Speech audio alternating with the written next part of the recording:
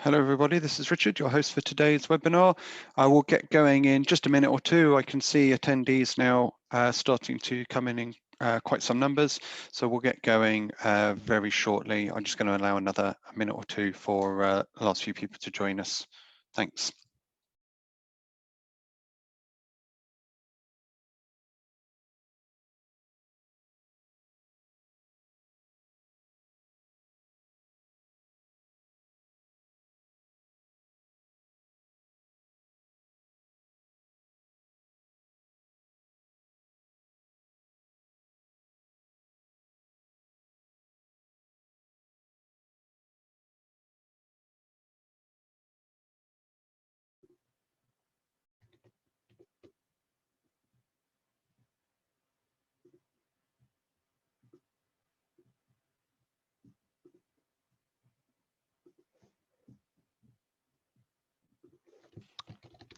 Okay, everyone, many thanks for joining us. We're going to get kicked off for today's webinar. I'll be hosting this. My name is Richard. Hello to those of you who sort of know me and have worked with me already directly. And today we're going to be taking an overview on the different animation options available to you in Flourish. Before we get stuck into that though, firstly, a very happy new year to everybody. Thanks for joining us for our first session of 2021. I'm sure many of you felt like me and that it really was a happy new year this year. Very good to be able to kiss goodbye to 2020. For those of you particularly in the UK, some perhaps slightly disheartening news to start the year with, but thanks to some amazing efforts by the scientific community, a way forward and a way out for us all. So hopefully lots to look forward to for all of us this year, and hopefully that will be true in its own small way for you and your usage of Flourish. So thank you for joining us again. Before we get underway with the webinar itself, just a couple of little bits of business. Firstly, to remind you that our customer success team is available to you through the chat window, so please do drop them a line with any questions that you have. And I'd also like to take a moment to welcome to that team the fantastic Olivia and Helena, who have joined us fairly recently. Helena, so recently we don't have her picture available yet, so you'll be working with them over the course of 2021. Two fantastic additions to the team. We're very proud to have them with us. And just a little notice in case you didn't sort of see the email, just in response to some feedback we've had from a number of you, we've actually decided to switch the TBATE webinar series to be bi-weekly. So that means they'll be occurring every 2 weeks rather than every week. So the format will just remain the same, but every 2 weeks rather than instead of every 1 week. All right, well, we thought we would get 2021 off to a flying start by looking at something really fun that everyone loves, and I in particular love. So I was got chosen to deliver this webinar, which is a look at animation in Flourish. What we're going to aim to do here is not a kind of massive deep dive, but just introduce you to some of the key principles and show you where some of the options are and how to set those, and just some considerations you might want to have in mind. What I really want you to keep in mind at all times is that animation in Flourish should be being used to both engage and inform. So engage, movement, that can draw your audience in, it generates excitement. People naturally have an inclination towards it, so that's great. But it's also being used to inform, to help explain what's going on with your data. It's not animation for the sort of sake of it.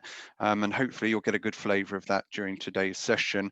But just a reminder on that of something I mentioned in one of our previous webinars about animation object constancy. So this is where a graphical element being used to represent a particular data point can be tracked visually through the transition, lessening the cognitive burden. So you can see a data point represented and you can follow that through its transition, through its animation to the next stage, helping you better understand what's going on with your data. And this is really important and really, from my perspective, allowing you to move from just data visualization into sort of data storytelling, which is the sort of next step on that journey. So I thought I'd start with a couple of templates where animation is integral to the template itself. You know, these particular templates don't really have any meaning without animation, and that's the line chart race and the bar chart race, where animation is really allowing you to tell your audience the story of the data in quite a powerful way. Obviously, these templates can also work well just standalone, on social media, where you don't need necessarily interactive web content to deliver the kind of value of the visualization. And as we're on a good news kick for 2021, just as a quick example of that, I thought I'd show you this, which is the Biden campaign team using a Flourish bar chart race to great effect on Twitter to tell the story of the failure of the Trump government to contain COVID, the spread of COVID in the States. So standalone, no interactive web content here, but a screen recording in an MP4 format and post up to Twitter. So very powerful, and hopefully sort of good news ahead for 2021 with the change of administration in the States. So, all right, let's take a quick look now at the animation settings that are available within those two templates. So the line chart race I'm going to sort of start off with has just two settings. First thing to point out is that these settings are in milliseconds, and I'm sorry to say that there is a bit of variety across Flourish templates, which I hope will clean up in time between whether those durations are in seconds or milliseconds. Here we can see they're in milliseconds. And we've got two settings, the animation duration and the mode duration. I want to show you sort of what both of these do. So let's just quickly open up a simple line chart race example. This is actually just our standard blueprint. There we go, and I'm going to go down here to animation, and you'll see that I've got two settings, animation duration, mode duration. First thing I want to point out is that this, is in milliseconds, so 1.5 seconds, and is the duration of each stage of the animation. So stage, the movement between one data point and the next. So here we've got 10 data points, so it's going to take 1.5 seconds to move from the first to the second data point here. So let's just see that in action. So there we go, 1.5 seconds for each.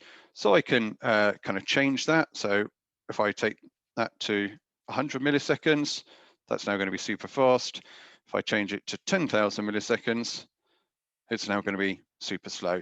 Okay, very simple. So for this, probably something like 1,000 milliseconds is fine. The other animation setting is the mode duration, and that's the transition that runs as we switch between these two different views, scores and ranks. So you can switch to scores and ranks. Okay, so there's an animation there. So let's just really slow that down so you can see what's going on. Set that to 5 seconds. Okay, and there's that animation, allowing us to track each of these series as it moves from one category to another. So the other thing to kind of watch out for here, you can see this is running at the right speed for the blueprint, but because this is for sort of data series stage, this is going to change if we move to our data, and that has a very different number of entries. So here I've just got some Google Trends data, and you can see here these different stages. I've got many, many more, probably something like 10 times the number of stages. So let's take a look what happens when I upload that into the template here. I'm going to get rid of my blueprint data, and I'm going to just upload here, just very sort of simple example, pop that in. Okay, then just do my column bindings here. Very sort of simple, very simple stuff, B to GX. So we're going all the way through to GX, so loads of data points here. And then if I take a look at this, we can now see, I'll set this to scores. So this is the same speed setting, but look, this is now kind of painfully slow because it's got so many more stages to go through. So we're going to have to adjust this. Just going to do this by experimentation, but there's roughly 10 times the amount of stages in this data. So I probably want something like that. Okay, so nice simple start to things there. Let's now take a look at the bar chart race and where to find the animation settings within that. So here's our bar chart race. I've used a bit of coloring to, as you'll see in a second, to just help explain a sort of second point. I'm just going to scroll down my settings here and look for timeline and animation. So here, this section really has a couple of things. It has settings around this timeline, which is this area, but also your animation settings. The two animation related ones you're going to want to look at are the duration of the timeline. So here, a little bit different to the bar chart race. This is how long it's going to take you to play through your entire data series. So not by stage, but the entire series. So if I make that 300 milliseconds or 300 seconds, sorry, we're going to see now that that is very slow.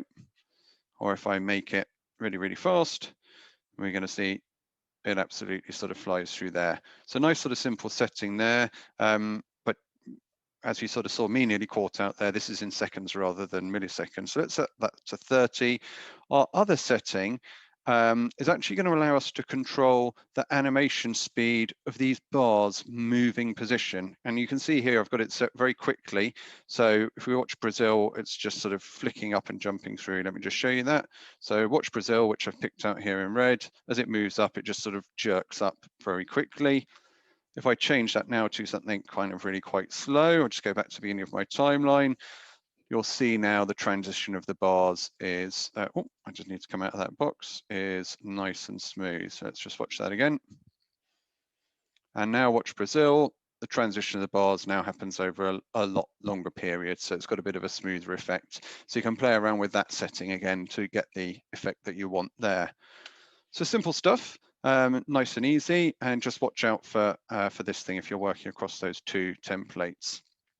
Now, going to move on to line bar pi, where we can do all sorts of wonderful things with animation. So lots of fun things to look at here, and a few sort of little minor details and gotchas to think about.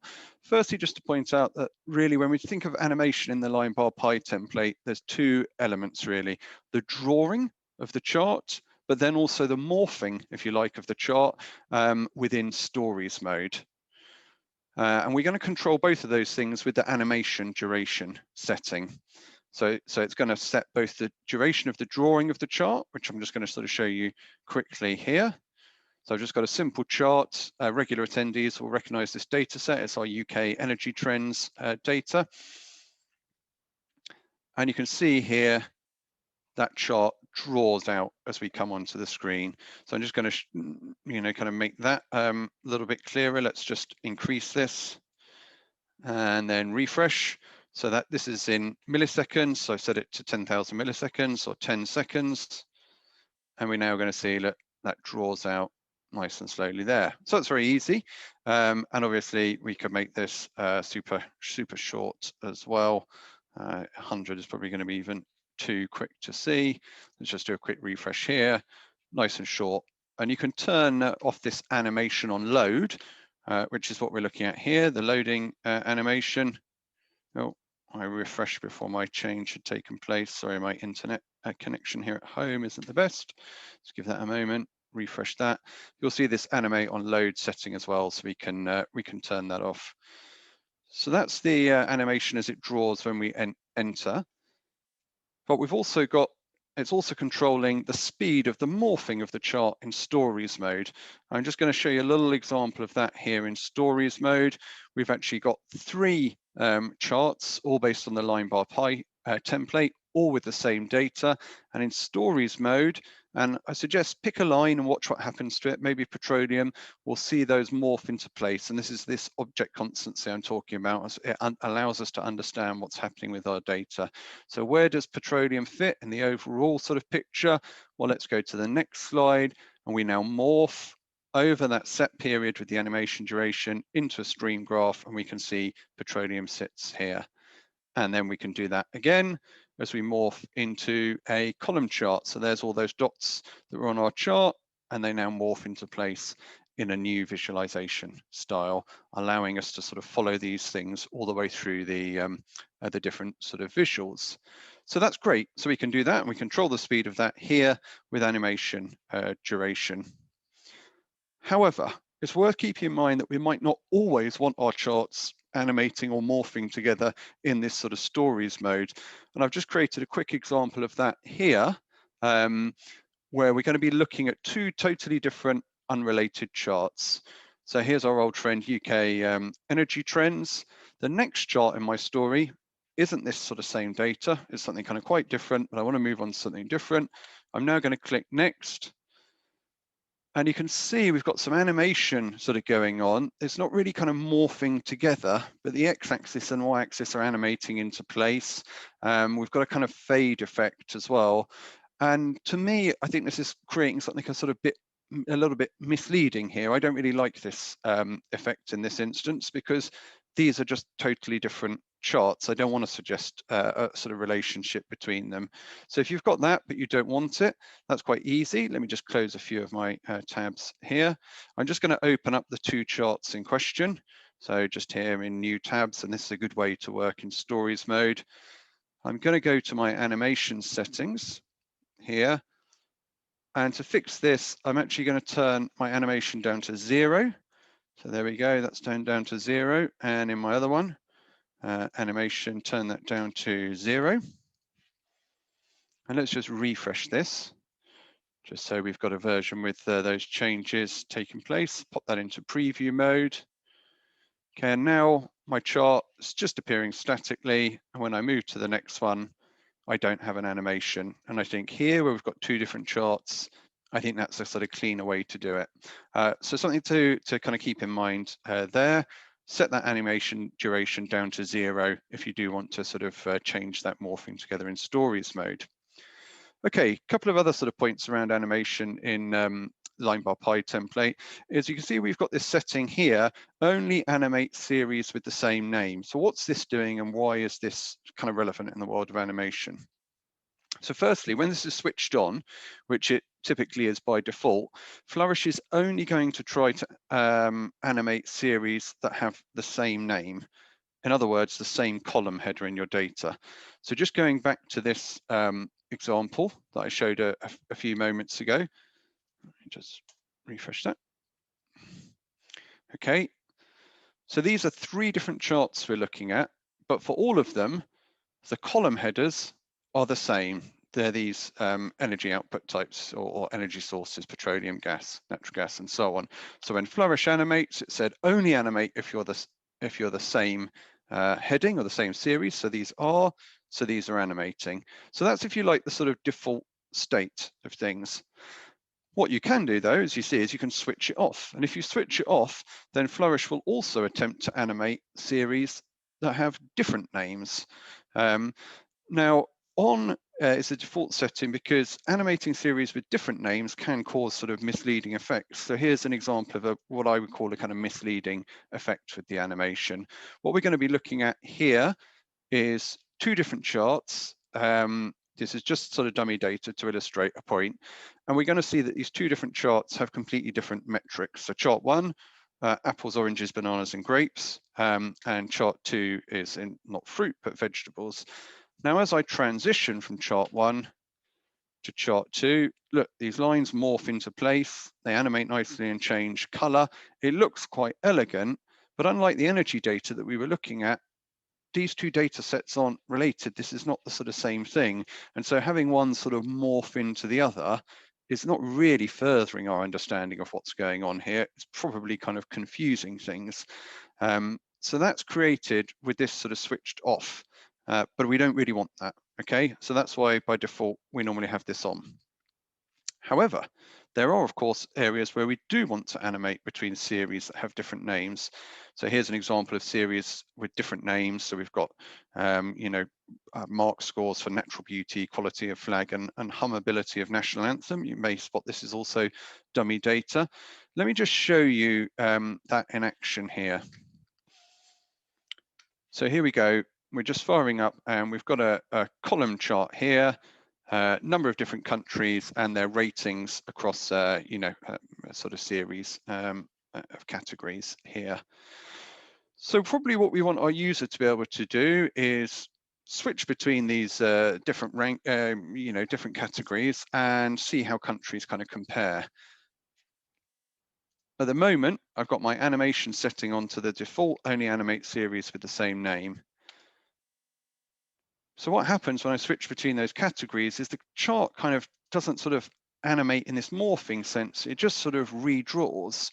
And as you'll see down the bottom here, these countries are all moving around. So it's quite difficult for me to see, like how Germany performs in one category to another, or how the UK performs in one category to another.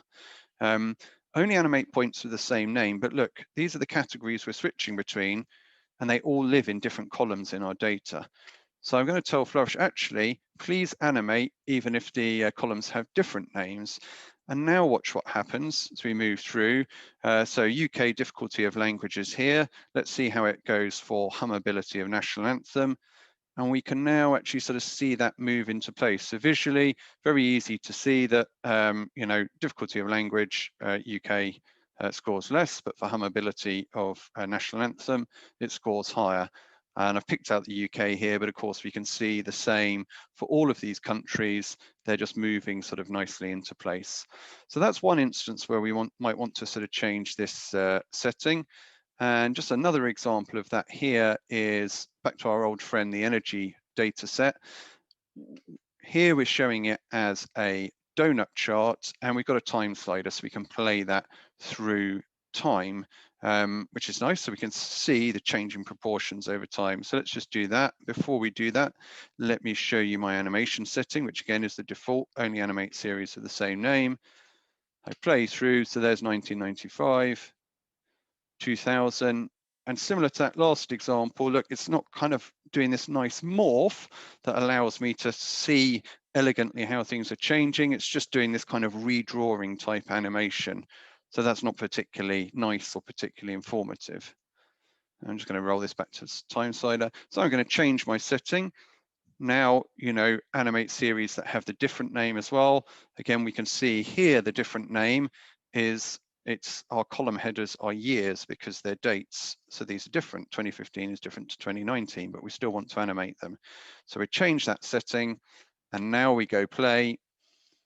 And you can see as we play through this timeline, as we go from one year to the next, we actually get this really helpful sort of morphing, as we can see actually petroleum, its proportion of the makeup is shrinking over this time, as is coal, and then some of our greener categories like bio and waste. This is increasing over time. Okay.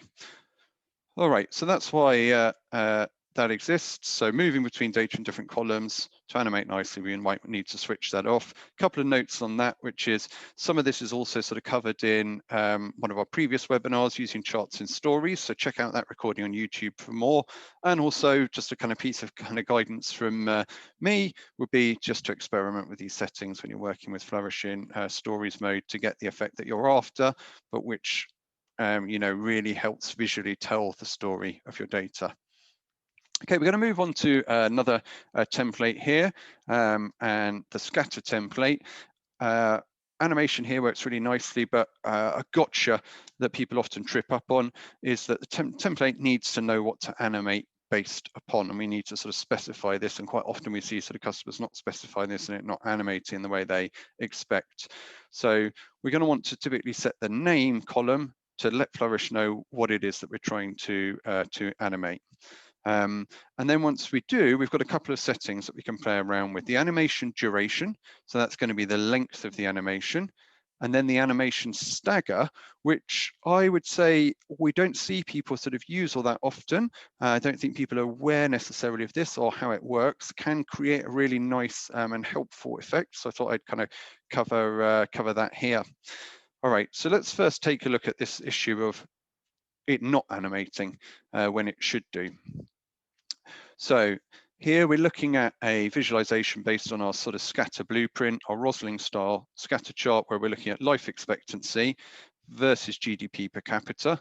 We've got a bunch of individual countries here, and then I've got a filter to allow us to look at the data for different years. So when I go between these years, you'll see no animation is occurring.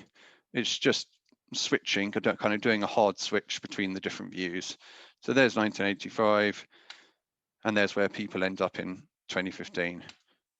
1985, 2015. So I go into this animation setting, or do I need to turn this up? Is that the problem? Let's make that 5 seconds instead. No, it's just doing this jump. Okay. And this is because Flourish isn't sure what it's supposed to be animating here. We need to set this in this name column. And these are entries are all the countries. So I'm going to tell Flourish it's the countries here with name. Okay, now I'm going to go back here. And as we switch from 1985 to 2015, we now should see that animation play out over a 5-second duration. And we see a few others pop in. So in this data set, not all of the countries are present in 1985, but some are in 2015. So 1985, 2015. So that effect, firstly, is a bit nicer. But we can also add something in here, which is the stagger. And this is a delay between how long each dot takes to move. So a staggered effect, they're not all going to go at once. So I'm going to set this to something like 0.5. Again, you'll want to sort of experiment with this. I sort of experimented with this data set, and sort of 0.5 is going to work kind of quite nicely. And now let's actually sort of push this into sort of story mode. And perhaps my sort of story with this data set might be wanting to talk about how you know, GDP per capita and life expectancy have changed over this period. So my first slide is going to be 1985. My second slide now, I'm going to set the filter to 2015.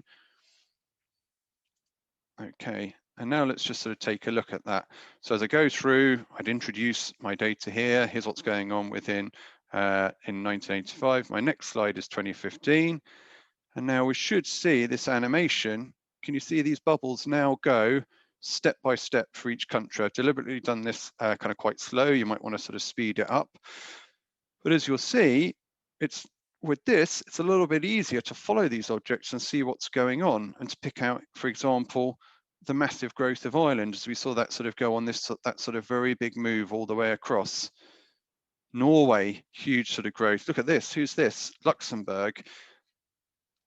So hopefully you can see with that sort of option, it's really just that much clearer sort of visually for our audience to sort of see what's going on there. And we also have a sort of very attractive, a sort of appealing visual effect. One little note on this, if you're working with this area, is just being careful not to confuse these animation settings with something different, which is the sort of time slider control style and time between steps. So let me show you what I'm talking about based here on our kind of blueprint Rosling scatter example, where we have a field for time and we can play through a timeline as a result. Okay, so I'm just going to show you that here. You'll see we've got a time setting C. We've got dates here, so we have a timeline we can play through. So I've just got my kind of default settings on. I can play through this timeline. All right, and we can see those animating into place without a stagger. Now, maybe I'm thinking, oh, I'd like this to go perhaps much slower. That must be my animation setting, so I'm going to change that to 10. Now this will take 10 seconds to transition through each one of these and animate through. Oh, no, it doesn't. They still seem to be going at the same pace, as we can see by these years. And in fact, they don't seem to be moving at all. Oh no, what have I done? Okay, well, what I have done is I've confused a couple of settings, because this is actually controlled here under this control style. So this is called a control style. And you can see here we've got the time between steps. I'm just going to turn this animation duration down to 1. Time between steps at the moment is a second. And that's actually what's dictating the pace of this here. So let's do it really quickly. We'll put it down to 0.1 seconds. And now we'll just hit play. And can you see that's now sort of going through there very quickly indeed. Or we could do it sort of very much slower. So we'll do sort of 4 seconds per stage. Let's just reset that if we can. And you'll see that that's going kind of much slower. And then once we've got that setting right, we can set our animation duration accordingly. So perhaps we want this actually sort of moving across for the whole sort of 4-second duration of the change. And that's now going to sort of go through. So just a little sort of gotcha there to watch out for, that these are, you know, different things. You know, it's this kind of control that's actually doing the sort of steps between years, and the animation is kind of working a little bit separately. All right, now just a quick look at some other templates with animation. I won't sort of spend so much time on these because generally they're sort of fairly simple and self-explanatory settings. Survey has 2 animation settings, excuse me, just duration and stagger, very similar to what we just looked at in scatter, and those are set in milliseconds. Heat map actually has some nice animation settings and ability to fade and flip between those. Those just work in seconds. The spider or radar chart has an animation duration, and a little bit like we saw in line bar pi, this is going to control the timing of both the kind of drawing of the chart, and if you're in stories mode, the morphing of the charts. And then hierarchy, very simple. You've just got an animation duration, which is really just a speed setting that's allowing you to control the sort of speed of the zoom in and out of the sort of hierarchy template. So just quickly sort of show you those in action. So the first here is our survey. I've put numbers on these just to make it a little bit easier for you to follow them if you want to sort of pick a number. So here's what's happening with the survey when we don't have a stagger on, and I've set the animation nice and slow so we can see what's going on. So those now just move into place. They grow because now we've got a size, and in that they've changed color. So that's without our stagger setting set on. But if we do set on the stagger, we can actually see these, like we did on the scatter, a little bit more clearly as they move into their new place within the sort of survey layout here. So deliberately, again, set this a bit slowly so we can see the effect in action. But you can use this again very powerfully because you can follow an individual entity as it moves from one place to the next, from one grouping to another, and so on. So again, we can just sort of see that here. Pick any one of these, and as you see it move from group to group, you can sort of follow that much more distinctly. So a couple of fun things for you to play around with there. Just to show you the options in the relatively new heat map template. So we're going to shift between different time periods here within the story mode. So first we can have a fade animation. We're just looking at a categorical heat map here. So as I go from one to the next, we just fade across those color changes there. Or your other option is actually to kind of flip the tiles, as it were. So that's the other setting that you have available. And that's just one example of it. It can play out in slightly different ways depending on how your data is arranged, but that's the flip animation.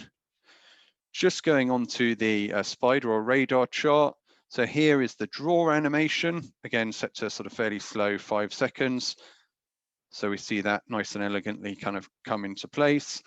But that same control is also sort of controlling a bit more of a sort of morph setting. So now we're just going to morph to a different view of this template, which is all of these overlaid. And again, that same animation control timer is setting the time there. So that's the spider. Then simplest of all, the hierarchy. Again, I set a slow timer on this. So my first view is a top level of the hierarchy. The second view is I actually want to zoom into these Disney films and look at this in a little bit more detail. And I can obviously make that, that sort of zoom action as fast or slow as I like. All right, and then one tiny little thing before we sort of wrap up, which I wanted to make sure you were aware of, which you may or may not know about, probably depending on the nature of your relationship, is a Data Explorer template. Now, this is a really magical template. It's very, very powerful, and it really kind of combines elements of the survey template, the scatter template, hierarchy, and of kind of projection maps. The reason I sort of highlight it here is, of all our templates, it has some of, I think, the most stunning animations, including allowing you to morph from dots to maps, which is really kind of quite spectacular. This is a template that's a premium template, so it's only available to enterprise customers. So you may or may not know about this. If you are an enterprise customer but don't know about it, but are interested in it, do just drop us a line in the usual priority support at flourish.studio channel. We'll be delighted to share it with you. And just to give you an example of what it does, certainly from an animations perspective, let me just quickly sort of show you this. So here we're looking at some World Bank data on various different countries. I started with almost like a sort of survey style layout. So dots, a dot representing each country, and it's sized by one of the values in my data sheet. And we've just got this grouped layout, and these are World Bank income groups. So that's my first view. If you want to understand how animations are working in particular, I would suggest pick a country. Russia's quite a good country to pick because it's nice and big. And this template gives me the option to go from a view like this, which is just our sort of group dots, to morph that onto something like a map. So you can see there Russia, that dot representing Russia has morphed into the shape of the country and morphed into its place on the map. But we can do other things as well. Follow Russia again. Here now we're going into an aggregated view where we're aggregating all of those countries together by urban population. And now we're getting the total urban population for all of those countries that are in this upper middle income group, of which Russia's a part. So I'm just going to go backwards. Watch what happens to this upper middle income group. Coming out of there are all the individual countries that make up that upper middle income group, including Russia, which I've sort of picked as our example. So where does Russia live? Next slide, it lives in this upper middle income group and aggregated up. That's the value of all of those together. So we can do something like that, an aggregation, or watching those groups again, we can break out to more sort of scatter like views where we're looking at these across their income groups and their lending categories. And Russia is somewhere within here.